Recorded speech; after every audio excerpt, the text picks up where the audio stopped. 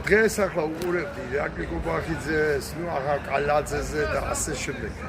არა მაქვს საუბარი და აი ყოველი მათი საუბრის მერე რატომაც მახსენდება ძველი ანეკდოტია. ძველი კომუნისტების დროინდელი, ჩემი ბოლშევიკის დროინდელი ტიპი ჭიჭიკი აიკიდის ტრუსიკს მაღაზიაში. ხო და რომ მივა სახში და გახსნის ბიჭო, ქალის ტრუსიკი არა და გაგიჟდება, კაცი მივარდება ახლა მაღაზიაში და იმ ქალს ვინც გაყიდა ეჩხუბება რა, შენი დედა ეგი რა მომყიდეო, ეგი რა არის? და უყვირის და ახლა იმ გალბაც შვიდად ეუბნება რა იყო შეკაცო რა გაყვირებს რა გასხვევებაო.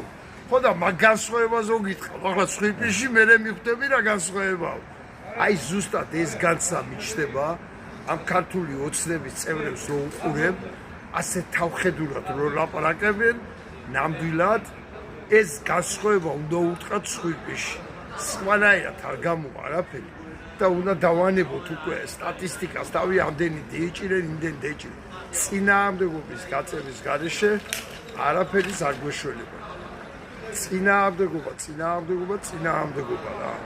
და არ უნდა გავჩერდეთ. მადლობ ყურადღებისათვის.